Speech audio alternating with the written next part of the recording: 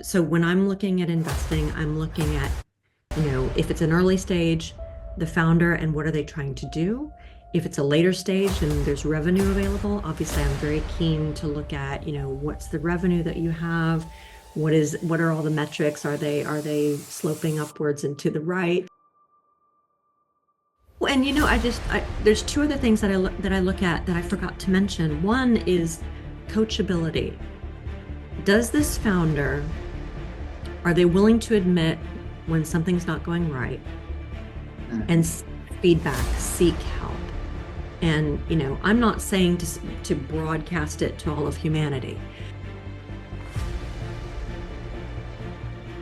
Do not expect the external world to deliver peace and freedom to you. It's not going to happen. It's an inside job.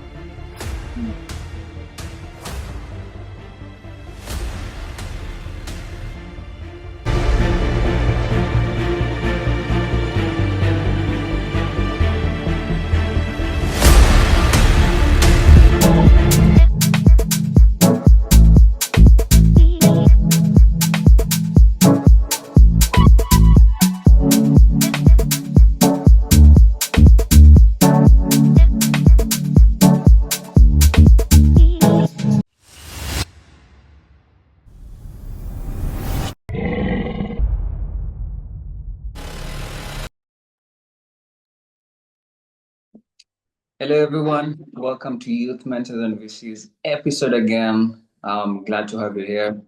We're here just to ensure that we are all learning, growing, and taking African businesses to the global stage. So today, you're in for a good treat. Grab your pen, grab your notepad, because today you're going to learn a lot from one of the greatest coaches and mentors that we usually bring on Youth Mentors and VCs. So we're about to learn. Me myself, I have my pen and my notepad here. I don't know how I manage handling question and also taking notes, but we'll figure it out along the way. But best believe we're in for a treat. So like, share this video so that it can, the algorithm can go and show this video to many people so that many people will be impacted by the knowledge that is about to be poured in this episode. So this episode is all about our mental health as founders, our sanity needs to be intact and we need the right people to advise us on how to ensure that as we grow our business, we're also maintaining our sanity just to, progress in business. But before we start, I want to mention our sponsors. For more, they deal with plant-based coconut yogurt made in Watamu. For those who are lactose intolerant, this is your plug actually to go and get the yogurt. For those who don't consume dairy, we got a solution for you from Rico Amor. Also, our brand partner called Allure.co. They deal with women fashion. Actually, for these ladies who love luxury brands, this is your way to go. And also, we have a school in Kenya called Rufina School that we support with donations and charity for the children living in the slum areas. So we're gonna put a picture so that you guys, for those who love giving, to go and support the school because we believe giving is receiving. And now to the best part, the part where you and me have been waiting for. Time to welcome our guest. Welcome, Patricia, to Youth Mentors and VCs. How are you today? Hi, Shaq. Thanks so much for having me and for the lovely introduction. I'm fine. How is it today in Singapore? It's a little cloudy, not gonna lie, but it's always warm. So even when it rains, it's tolerable. Ah, amazing, amazing. So even before we start, what should our audience expect from you today? So, I received your pre-questions, and it looks like you'd like to hear something about navigating the inner struggles of foundership. And I'm not going to lie, it's a struggle for founders, high and low, far and wide. And I'm hoping to provide them some insight into how to manage their mind through this, really challenging world of being a founder and an entrepreneur. Amazing, amazing. So you know you're a person of many titles. So I don't want to do the dishonor of missing some of the titles. Maybe you can just give us a brief summary of all the titles that you hold. Well, I don't think I have, well, so I'm currently a coach to founders and professionals, and I'm part of notably the Y Combinator Coach Network. So I work with Y Combinator founders who are seeking coaching, which is some of the insights that I'll be able to provide based on what they're looking for when I get those referrals in. And I also am a part of the board of a startup that I invested in that's around that's doing biochar. Um, and yeah, I do a little bit of angel investing, but please don't reach out for me to invest because I'm really a small fry and I'm Mhm. I'm almost tapped out. So Yeah. so yeah, mainly these days I'm coaching founders and professionals. Mm. Okay, maybe even before we start, when it comes to investing, maybe what do you usually think is the best, or what does it take for you to invest in a company? What do you usually look for in a company? So obviously, it depends on the stage of the company, right? Because Mm, the earlier the stage of the company, the more it depends on my, for lack of a better way to put it, my assessment of the character of the founder. And mm, on top of their character, do I think that they've got a phenomenal idea for a business that they can capture, right? mm, Being a founder, it's almost like trying to catch lightning, right? There's so mm, many things that need to go right. And so when I'm looking at investing, I'm looking at, if it's an early stage, the founder and what are they trying to do? If it's a later stage and there's revenue available, obviously I'm very keen to look at, what's the revenue that you have? What are all the metrics? Are they sloping upwards and to the right? What are things looking at? So, but obviously for angel investors, we're often investing at the very early stages where there are very few metrics available. And then it's almost like trusting, and I know that I'm an outlier here because I invest, you know, for example, I'm part of an angel investor group with a lot of men. mm, And I think when I talk about, my decision-making process, some of them look at me like I'm a little bit crazy because some of them are very, left brain analytical and so forth. And I have that as well, but I'm convinced the earlier stage the company, the more I kind of need to park that to the side and really look at this person and this opportunity holistically and really mm, include, right brain thinking and the more um, creative side, for lack of a better way of putting it, in my ability to assess the individual. And I've been wrong more than once. I've mm, had a startup that I invested in go belly up a couple of times, so it's not like I'm perfect at this. But I do think that, there is a need to assess the character of a founder and not just what they're doing. And we saw that, in that the Silicon Valley Bank mm, when demise, a lot of what happened, they were not looking at that aspect of things. They were looking, and I remember this just as a data point, but now I can't remember all the characteristics around the failure. But I do know that people were looking at how do we assess potential investments more holistically versus just on a few numbers on a cocktail napkin.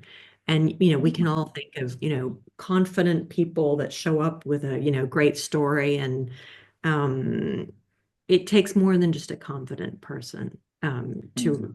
really launch a successful business. And yeah, so that's how I look at it. Yeah, yeah. I mean, it's a good thing to if you can believe in a founder because the founder holds the rest of the backing, right? Yeah. Oh, and there's two other things that I look at that I forgot to mention. One is coachability. Does this founder, are they willing to admit when something's not going right and Mhm. seek feedback, seek help? And, I'm not saying to broadcast it to all of humanity, but are they willing to seek out help, just like the coaches, the founders that are seeking coaching through YC? Are they willing to admit when things aren't going just right and they need some support? Whether it's with, their mental game, whether it's with, some of the product aspects, whatever it is. Mhm. And then the other thing that I like to ask is how often do you communicate with your investors? Are you just going to take my money and run away? Or are you Mhm. going to be communicating with me on, let's say, a quarterly basis to let me know what's happened in the last 3 months, what's working, what's not working, and how can I help you? Where do you need help? And some of the best founders that I work with, I get a quarterly newsletter, and they are very transparent about, what progress they've made, what's working, what's not working, and where they need the help. And I find that so mature. And this is not an old founder. This is a founder in his 20s, and yet he takes communication and coaching, not just from me, but from all of his investors, very, very seriously. And it makes him come across as incredibly confident, as mature, and as able to navigate a problem and not just stick his head in the sand and try to avoid, dealing with whatever might not be working or hide it until he can fix it. Because oftentimes, if you hide it, it just snowballs and gets worse, right? Mhm. Yeah. So when you can communicate issues that you're having right at the inception of those issues, hopefully you can nip them in the bud, get some support from your investors, who are often networked and obviously keen to help you because they've invested in your success. They want to Yes. help. So if you can, indicate that you are, great at communicating on a regular basis, the progress of your company, what's working, what's not working, and how you might need some help. To me, as an investor, that's an indicator of a mature founder. Wow. Wow. And oftentimes the founders don't have the blueprint, and they might be Oh, scared to reach out to the investor and tell them, "Hey, yeah. I'm Yeah, stuck and I here. get it. How I can you get help me?" it. I get it. And trust me, like, so I'm going to tell you a little funny story. Well, Mhm. it's not funny to me, but it's probably funny to your listeners, hopefully. Mhm. But one of the startups that I invested in, it's the founder is this incredibly successful businessman who's, Mhm. he's in at least his 60s, maybe his 70s. He's, very successful background, like hugely successful. This man he does not need to work. And Mhm. he's this startup, and I invested in it. And he thinks he knows everything. He has recently missed his target for the third year in a row. Mhm. And I had offered soon after I invested a couple of years ago to support him when it comes to sales and marketing because I could see that he was spreading himself way too thin. He was still trying to sell like it seemed like in the 1950s in cigar-filled rooms. And I was like, this is not how sales happens anymore. And to Mhm. provide some support, he was completely closed to that support. And when I see it, I'm kicking myself because, I made a bad choice in investing in this founder because he's clearly not open to different perspectives and different ways of doing things. Mhm. Um, and I don't, the company might end up, squeaking out an acquisition or something, but he's definitely not doing half as well as I believe he could if he were to listen to some of the wisdom from the investors within his network, including me. Yeah. So oftentimes, do you in such a scenario, is it appropriate to inject more money or twist the business to a way that it can accelerate? So for him, you mean? Yes, yes. Well, I won't be investing more in him for sure. Once Because bitten, maybe he twice. needs more money. Excuse me? Maybe he needs more money. Well, then he better go sell some stuff, right? I mean, stop looking at investors and sell your wares, sir, because Mm, he has a fundamentally good product. But I'm convinced the way that he's trying to sell it is misguided.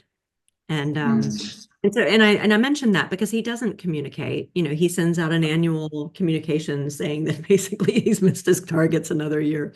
And I'm just like, so and yet, if he were communicating, if he were saying on a quarterly basis, for example, here's where we are, you know, here's what support I need. Clearly, what I'm doing isn't working in terms of sales. Being able to be vulnerable, right? And admit, there's something I like to tell people, which is that when you don't have the results you want, you generally have one of or two things. You have either excuses or you have reasons. So I'm going to repeat that. If you don't mm, have the results you want, you have reasons or excuses. And he never has the results he wants, and he always has lots of excuses for it.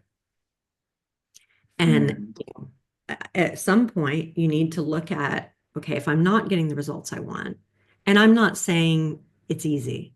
I am not wanting to discount how difficult this work is. mm, But just staying with this one example, he has excuses every year on why he's missed his target, and he's always blaming, one external force or another, rather than looking at what he can control. Because that's the other thing. The only thing you can control is yourself. You can't control anything else. And the more you can control yourself, the more at peace you will feel, the more freedom you will feel from mm, right within yourself. Do not expect the external world to deliver peace and freedom to you. It's not going to happen. It's an inside job. mm. So that vulnerability as an entrepreneur is something that is very important because as a founder, if the investors have invested in you, you might be worried or even be scared. Hey, they gave me their money, I haven't delivered. Let me continue working. Maybe Yeah. at some point I'll make the Yeah. money. A miracle will happen. This thing's going to turn around. And let me tell you another story. I was working with a founder in Mexico, Mm, lovely guy. And he had gotten investment and was working on his startup. And when he started talking with me, his startup had already failed. mhm, And he had not told his investors.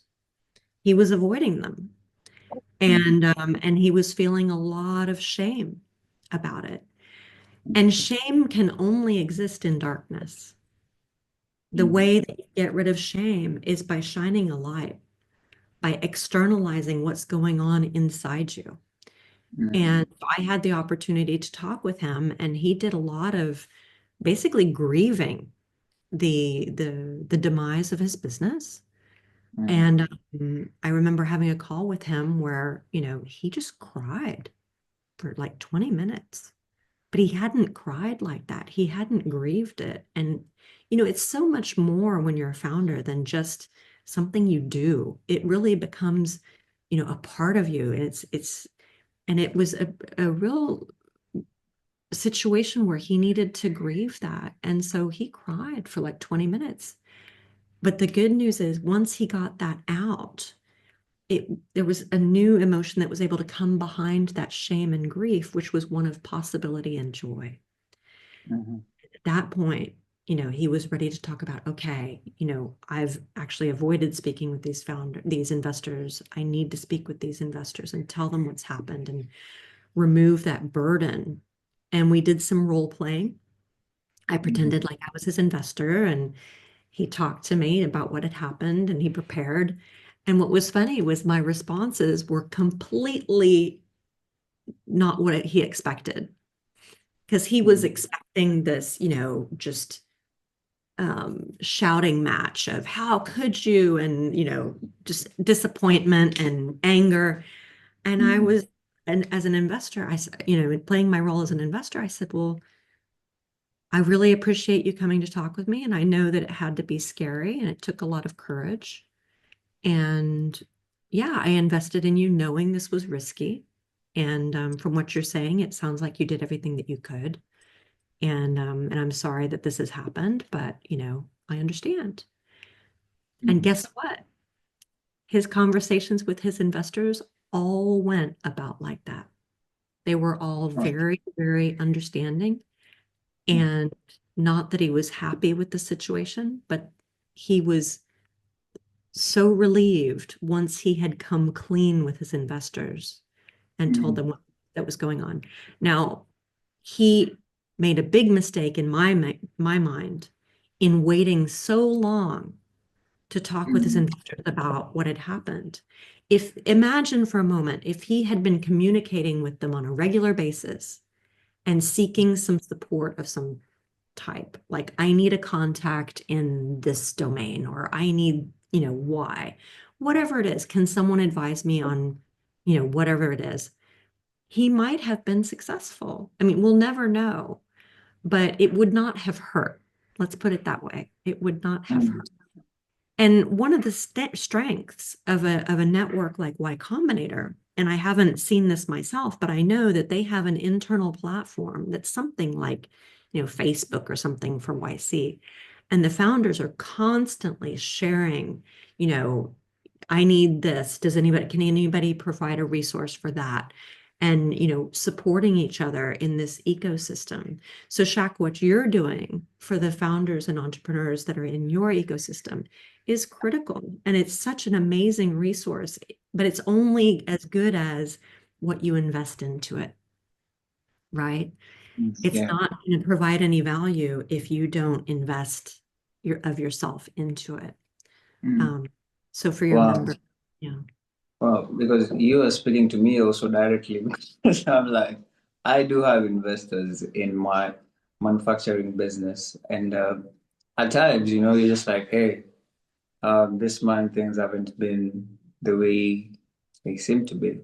But it also took me time, to get to a point where I'm telling them, hey, this is happening this way. Can you, understand me? And they're like, yeah, sure, we understand it's business, but just keep on telling us.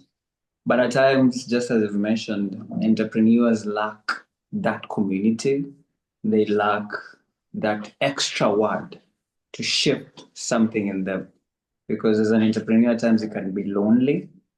Hmm. And then Yeah, I get it. that's, yeah, that outside voice. Because you see, even me today, you've mentioned things that I'm like, okay, this is switching something inside. Because even me, I'm in my business, I'm somewhere where I'm like, I need my investors to help me navigate because I've built a very huge factory and unlocking the next position at times, it seems like it's quite on another level. And I was even having a conversation with them last week, and I was just Hmm. telling them I didn't believe that after 5 years of running my business, unlocking this next level would be this hard. But Hmm. it also took me so much time to even tell them that, you know? Hmm. So, as you say, that vulnerability, because even today I feel like I'm going to send them another email. Hey, can we do something about this? But what about those entrepreneurs who feel like, because at some point it's like they are scared. Hmm. Someone Yeah. gave them their money Yeah. and they haven't delivered. What are they Yeah. going to do? You know? We're all scared. We all Mm-hmm. have fear is natural. The question Mm-hmm. is, what is motivating you? There's two motivators at a core level, and it's fear or love, right? And we Mm-hmm. all have fear. And the opportunity is to notice your fear and say, I'm afraid and I'm going to do it scared. I'm going to Mm-hmm. go ahead and do it. I'm going to feel this fear and I'm going to do it anyway. And what that does is there's a little part of me that sees that I was courageous. I was brave. I wanted to shrink away and hide. And instead, I was brave. I was a lion. And I wrote that message that was a little scary and I sent it. I was talking with one of my clients not long ago, who's based in the US. And I asked him a question and I said, I often ask my clients these two questions. What do you want to say yes to? And what do you want to say no to? And when I asked him what he wanted to say no to, He said, I want to say no to fear. And I Mm. said, okay. I said, what do you think? I said, I get that you want to be courageous. And I said, I want to bring some very courageous people. And I know that this is a reference in World War II, but when the American troops stormed the beach of Normandy in France, and they rushed off these boats and stormed the beach of Normandy, I asked him, do you think that they were afraid? And he was like, oh my God, yeah, they would have been terrified. So many of them were killed before they even got on the beach. And I said, do you think that they were courageous? And he paused and he was like, oh my God, yes. And I was like, right. So courage is not the absence of fear. If you're waiting to not be afraid to do something, Yeah. you're making a mistake. And I would say the same thing about confidence. You don't wait to feel confident to go and do something big. No, you just go start, the next best step towards it, and you will build that confidence as you demonstrate to yourself, hey, I just did something really scary and I survived it. Check it out. So you build that courage, you build that confidence by doing the things that scare you, Mm. not by getting rid of your fear. Mm. And Mm. I would also say, you mentioned loneliness. And yeah, loneliness is an epidemic. Two things to that. First of all of us need to have two or three really good friends. And if you don't have two or three really good friends who you can just spill your guts to, it doesn't have to be 100. Two or three really good friends that you can spill your guts to and say whatever you need to say and feel however you need to feel. You need to make it a goal on your to-do list. I need to make two or three friends because those people are going to be resources for you. And you can also be a resource for them. And let me tell you, there's nothing more wonderful than when you're able to help someone. When Mm. someone calls you and says, Shaq, can you help me? I really need some help. And you're able to provide it, you feel wonderful, right? Mm. Yeah. And then the other thing that I want to say about loneliness is, you know, I divorced a year and a half ago. I had been married for 29 years. It was very difficult. And and so I felt lonely a lot of times, it was new for me. Um, my children are grown, and then I heard someone speaking about solitude. And I was like, ah, yeah. So Mm. solitude is actually very healthy. And if we can start to make friends, make peace with being alone, we can start to see being alone at times as an opportunity to be in solitude. And that's a very positive thing because if we're able to regulate ourselves and stay calm on our own, we make a much better partner to other people. That's not to say sometimes we're definitely lonely. That's why we need to have friends. But Mm. there's a time for both, right? There's a time for solitude, and then there's a time to be with others. And sometimes you'll feel lonely, and that's natural. But as much as possible, learning to make peace with being alone and Mm. being at peace in solitude, that can bring a lot of comfort. I like to tell my clients, I don't remember where I heard this, but pain is inevitable, suffering is optional, right? Mm. We don't need to Yeah. suffer, but we do need to feel whatever pain is there. I hope that that Yeah. makes sense. Yeah, it makes sense. So in terms of those friends, because I don't know, I should say the gurus are like, if five of your friends are millionaires, you'll be the sixth one. If five friends of you are broke, you know, those guru conversation. So when it Yeah. comes to those friends who you feel like you go and spill the beans and then we help you, Mm. do they need to be successful as well Mm. or be in the same frame as you? Because Yeah. honestly, I'm that type of person where at times maybe it's because of work. I lose touch even with my friends. I used to have a best friend for like 12 years, but nowadays the conversation is not the same because I think maybe just being overwhelmed with work. So I'm that person who I don't have anyone to go and spill the beans to, you know? I get a lot of support through this platform. And yes, my colleagues, yes. But that just one person to go and spill everything. Because if you spill it to maybe your employees, they might be scared. Hey, are we losing our founder? You know, they might be scared. Maybe the business might go down. So how Yeah. do we select this two friends or maybe one person to who can be able to I just, would make, I you would, know? you don't, with a friend, you don't have an agenda, Mm, right? I'm not there to use this person for my purposes. That isn't friendship, right? mm, I don't know what I'd call that. That's a connection or, whatever it might be, but I wouldn't call that a genuine friend. mm, And a coach is someone, for example, and I know I'm preaching for my church here, but a coach mm, is someone who you pay to be able to go and just spill your guts and be able to work through issues mm, um, in confidence. But with a friend, I think my highest priority is, and when I think about my two or three friends that I can go to when I'm struggling, number one, I trust them implicitly. Number two, I know that they can be with me when I'm in pain. They mm. aren't going to dismiss how I feel. They're not going to try to make me feel better or, go get me drunk or, try to engineer my emotions so that I don't feel whatever I actually feel. They can be with me when I need to feel bad, for lack of a better way to put it, so that I can get through that pain and be on the other side of it and not suffer, right? So you know, I think everybody needs, if you don't have two or three good friends, make that a Mm, priority for yourself. And mm, whether it's reconnecting with your childhood friend or making a new one, and we, as adults, we're kind of awkward, right? Because we don't know, we aren't put in settings where we can easily make friends, like in school when we were little, right?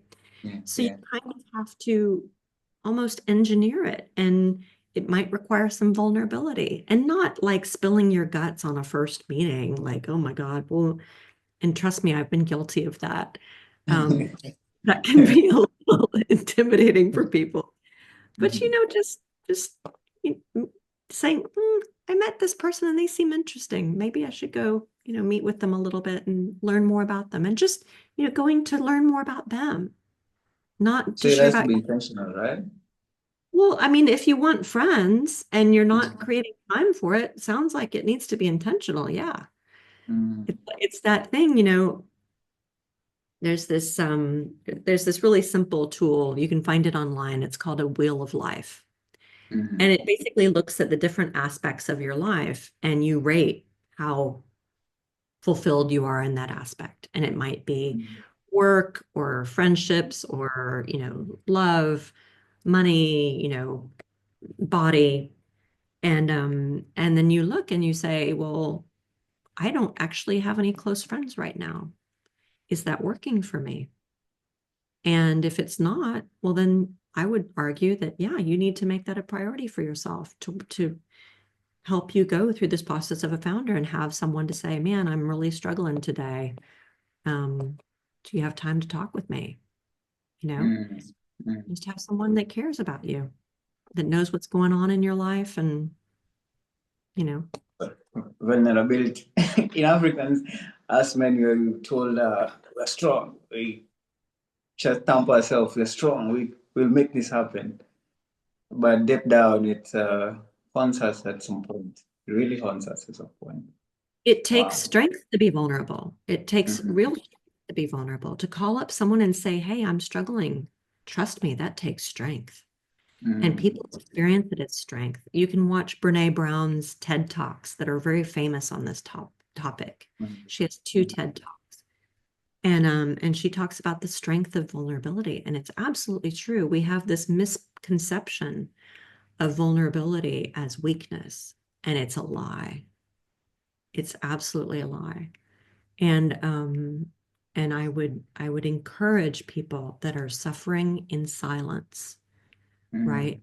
To speak with someone, speak their heart to someone that they trust, and get that off of their chest, because what it will do, back to my previous point, shame exists in darkness. And when you can mm, get that out, and you will make your life so much better. Whatever it is that you're keeping a secret. Secrets are toxic for us. We mm. need to have things out in the open, out in the light. And that's part of the way that we stay healthy. Wow. Wow. So we're gonna segment it as part one, investor talk. And the other one, now will be for mental talk. Wow. This is really, really, really impactful because first you spoke to me. So if you've spoken to me, best believe it's going to speak to so many other people out there. And even yesterday, I was having a call from someone in South Africa, and she was speaking about fundraising for universities. And she was like, first, it starts with the founder as a leader, you know? And even for you as a VC, as an angel investor, you know, there are aspects of leadership that you have in you so that you can be able to support other founders. So I don't know Mhm. how important is you to just build yourself, even going out there to seek money as an entrepreneur to investors.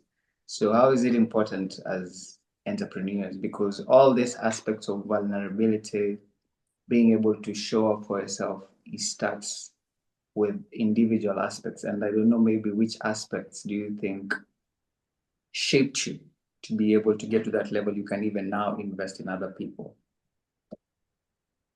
Um, there's a quote. I just brought up a quote that I love. And Mm, I don't know if you're familiar with Rumi, but man, he's quite the poet. And he has a quote that says, never give from the depths of your well, but from the overflow. mm, And that's something that I've had to learn, which is taking care of myself. And I hope I'm answering your question, and yes. you guide me if I'm not. But when your founders are going and looking for funds, when they're you know seeking investment, when they're seeking anything, putting themselves out there, selling their product, getting rejection, they need to be taking care of themselves. Mm-hmm, Yeah, mm-hmm, because you cannot give from an empty well. And the other thing that I want to share is never, ever, ever, ever, ever take rejection personally. Don't take it personally.